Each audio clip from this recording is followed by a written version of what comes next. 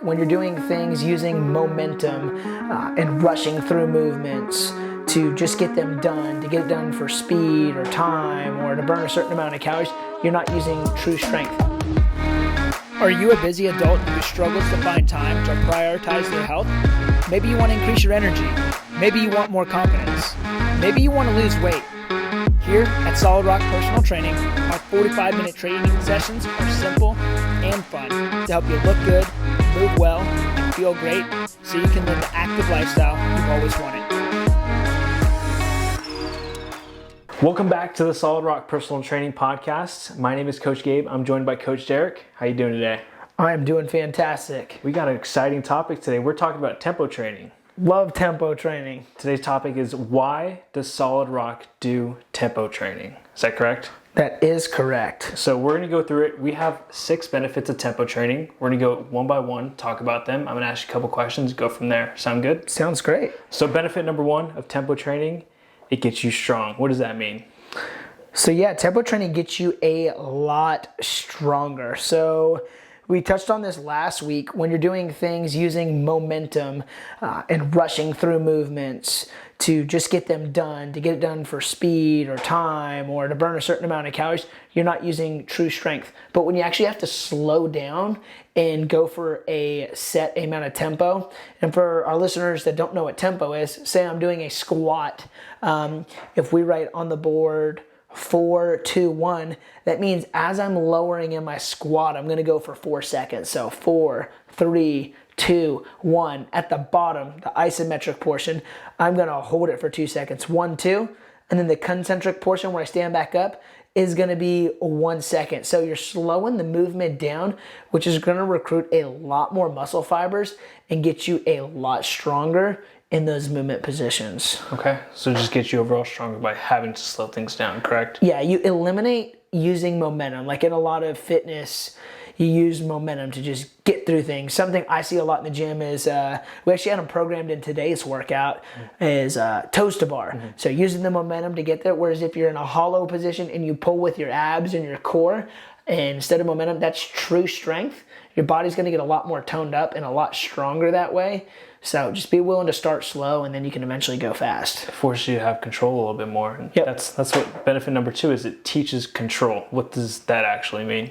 Yeah, so we just talked about it. So instead of having to use momentum to do things, you're going to have awareness of your body. By slowing things down, like I said, you're recruiting more muscles. Your ligaments and tendons are getting recruited more. It's placing a little more tension in your body, and by doing that, you're going to be more aware of how you move, which is another benefit later on where we're going to talk about reduces the risk of injury, but it's just going to make you more aware of your positional awareness whenever you're training inside of the gym. Okay, so it promotes body awareness. Body awareness, yep, okay. Exactly. Okay, so benefit number 3, it increases, you wrote down TUT. What does TUT mean? Time under tension. So the amount of time that I'm doing something, okay.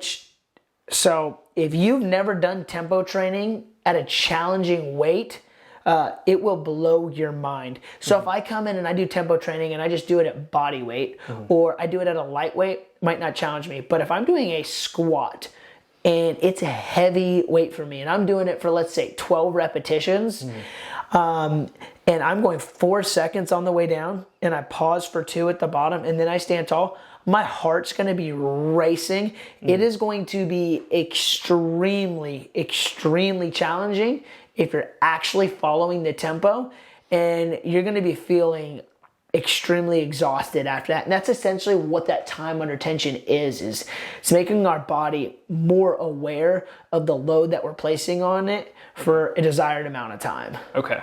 And with that, when we do TUT, time under tension training, do we have to go heavier because of that, or? Actually, you can go lighter. In most cases, you can go lighter. As you develop this capacity, as you increase it, you're actually going to be able to go heavier. But the cool thing about tempo training, and we serve, general population, the vast majority of people we serve here, are right around the age of like 35 to 65, somewhere in between. And it's going to allow them to not have to lift as heavy, because a lot of them have very stressful jobs. They're on the go. They're doing things all throughout the day. And the last thing we want to do here at Solid Rock is place more stress in their life so they can reduce the stress by doing tempo training. Yeah. Going to help prevent injury, get them a lot better result rather than going and just lifting as heavy as you can just for the sake of lifting as heavy as you can. Yeah. And that kind of leads us into our fourth benefit, which is reduces risk of injury. Does that mean as an overall concept? I think this should be number one on the 6 benefits, because ultimately what we do as an organization, our goal is to keep people safe. Our goal is to improve people's quality of life so they have a better quality of life outside of the gym. Yeah, it's fun when we're in here training and working out sometimes, but ultimately the ultimate reason to do this is your life outside of here. So tempo training, by slowing things down, not having to go as heavy in a load, teaching body awareness, teaching control, all the previous benefits that we just mentioned, is going to reduce the risk of injury. If I'm going slow and we'll just stick with a squat for the sake of this conversation, going slow and controlling the range of motion, my chance of knee injury, ankle injury, back injury are reduced significantly versus doing 50 reps as fast as I can, or doing 100 body weight squats as fast as I can. It's going to wear you out, man. It's going to wear your joints out and you're not going to feel really good. So that's one of the things we love most about tempo training, is how it's going to reduce that risk of injury. Just keeps everybody safe. Keeps everyone safe. Yeah. All right, so benefit number 5, develops work capacity. What does the word work capacity actually mean for us here in the gym? So essentially, like, to simplify, is like your endurance, your ability to do a certain amount of work for a certain prescribed repetition or time. And to simplify it for the sake of this podcast, is muscle endurance. So it's going to allow us to be able to do more work, to recover faster. So say we do have a stressful life. We have a stressful job. We have kids at home, whatever it may be. By increasing your work capacity in the gym, it's going to increase your work capacity outside of the gym. So you're going to have more energy for when you get off of work to go spend time with your husband or your wife or your kids, or do whatever it is you may do. You're just going to have more capacity to live a fuller life rather than just being absolutely smoked and obliterated all the time. Yeah. Have you seen other types of training affect people's personal lives in a way, unlike tempo training? Yes. Okay. It's very common, actually. Oh, really? So most people are trying to out-train a bad diet. We won't get off on that tangent. They want to come and they want to work out as hard as they can, burn as many calories as they can, crush themselves so they feel like they got a great workout. Okay. But I have all these other stressors in my life. Maybe I didn't get enough sleep that night. Maybe I have sick kids. Maybe I got a big project coming up at work. Well, when you add all those up and then you come in and you crush yourself in the gym, your chance of injury is really high. And one thing we preach here, hey guys, if you're not getting a good night's rest, or you're having a stressful week at work, you might need to take an extra day off this week. You might need to let your body recover, because most of the injuries is because people have passed that capacity, and that's when injury happens. People think they get injured when, I was doing that squat in the gym. They don't think it's, I didn't get any sleep last night. I've been putting terrible food in my body. I haven't been eating to recover. All of those things add up, and it was just that squat that day that caused the injury. It was just the final straw. Okay. It was, it broke the camel's back. So, we want to complement life outside of the gym and not deter it. Yeah, sounds good. And then last benefit, 6th one, adds variety. What kind of variety are you talking about here? So I think your training program needs to be fun, right? Yeah. Tempo training is something that can make a different stimulus in your workout that adds some variety in there, rather than just doing the same thing all the time. You can mix up the tempo on your push-ups, pull-ups, squat, whatever it may be. And it's going to add a little variety. It's going to be a little mental stimulus for you when you're coming in to train. It's going to challenge you in a different way.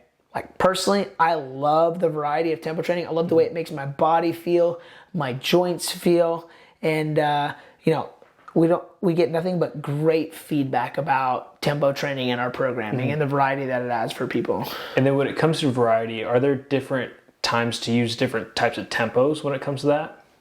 Yes, absolutely. Okay. So the way we do our training program, When we start a training cycle, the first thing we focus on is muscle stabilization, so stability essentially. Okay. Then the next thing is muscular endurance, and the way we prescribe tempo is the eccentric, that lowering portion, is going to be higher. It's really going to increase that stability and muscle endurance. Mm-hmm. And then the next phase would be more of that strength phase, that hypertrophy phase, and we're going to have some shorter eccentric tempo training and concentric, that upward phase. So the tempo is going to decrease over time as you get to that true strength style of training. Okay, but before that, you should definitely include tempo training, correct? You should definitely. At the beginning of any program, any training cycle, depending on your specific goals, I'll say for the vast majority, you should have some form of tempo. Okay. And you know, a lot of people just want to train hard all the time.